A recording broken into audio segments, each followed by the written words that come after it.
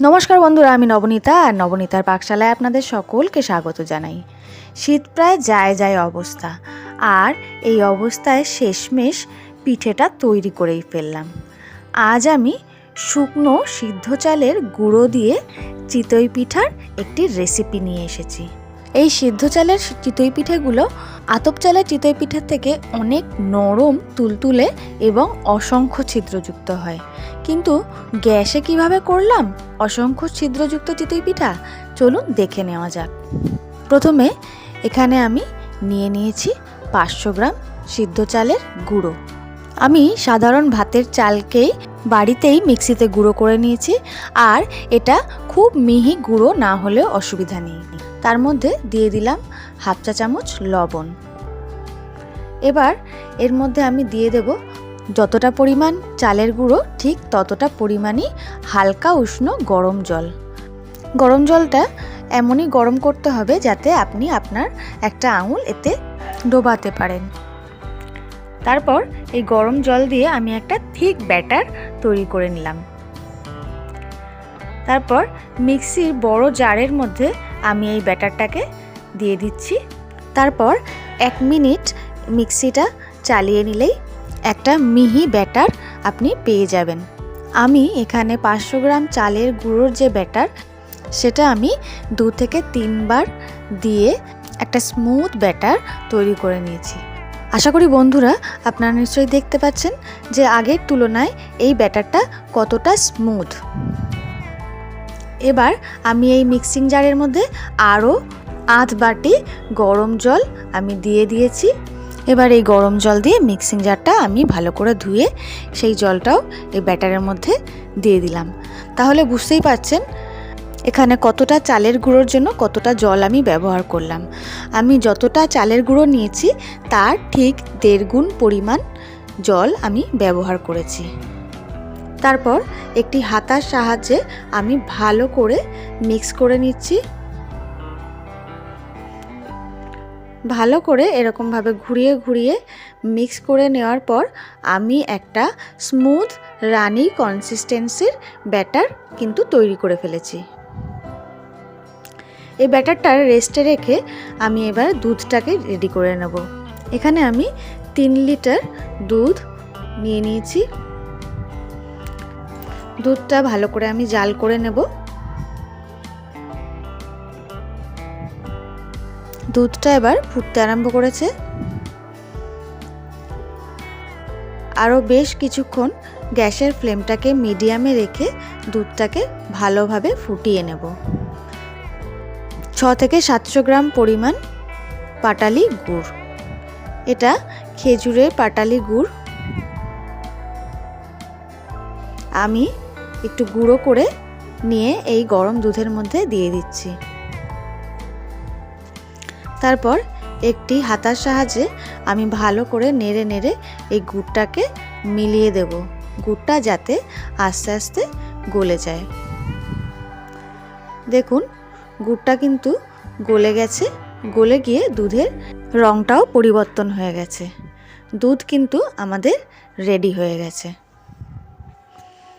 এবার গ্যাসের ওভেনে আমি বসিয়ে দিয়েছি একটি মাটির সাজ।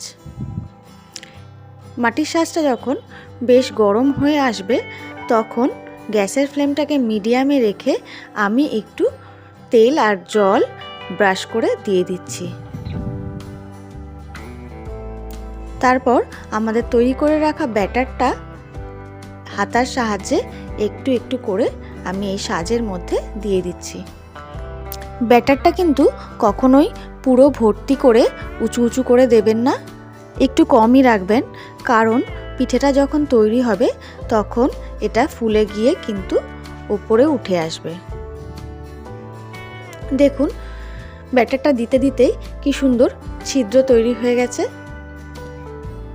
তাহলে বন্ধুরা আপনারা নিশ্চয়ই বুঝতে পারছেন কত সুন্দর অসংখ্য ছিদ্রযুক্ত পিঠে তৈরি হবে। তারপরে ঢাকা দিয়ে দিয়ে তার উপর আমি দিয়ে দিচ্ছি সামান্য জল। তারপর 2 থেকে 3 মিনিট অপেক্ষা করে ঢাকনাটা খুলে এরকম একটি ছুরির সাহায্যে অথবা একটি চামচের সাহায্যে একে একে সব পিঠেগুলো তুলে নিতে হবে। দেখুন কত সুন্দরভাবে প্রত্যেকটা পিঠে উঠে যাচ্ছে। প্রত্যেকটা পিঠে উল্টানো হয়ে গেলে আরও 2-3 মিনিট অপেক্ষা করে তারপর একটি পাত্রের মধ্যে আমি তুলে নেব।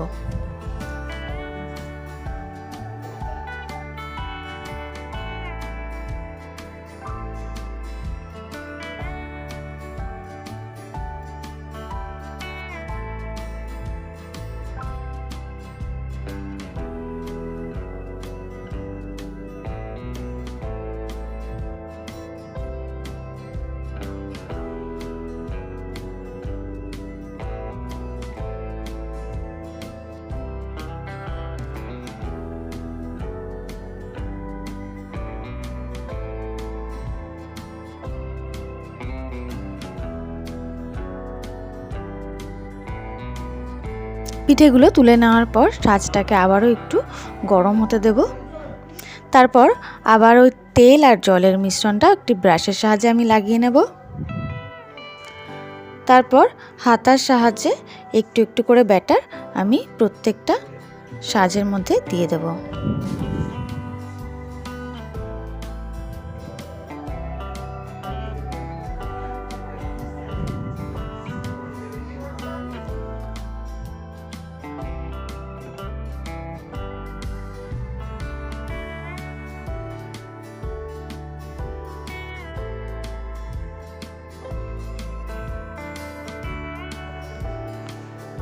দেখুন আবারও প্রত্যেকটা পিঠে কত সুন্দর ছিদ্রযুক্ত এবং ফোলা ফোলা তৈরি হয়েছে। এবার আবারও এরকমভাবে ছুরির সাহায্যে তুলে একটু সময় অপেক্ষা করে তারপর আমি তুলে নেব। এবার পিঠেগুলো তুলে দুধে দিয়ে দেব। পিঠেগুলো গরম গরম দিতে পারলেই কিন্তু খুব ভালো হয়। তবে এই চিতই পিঠেগুলো দুধের মধ্যে ভালোভাবে ভিজে যায়, ভিজে গিয়ে দুধটা টেনে নেয়।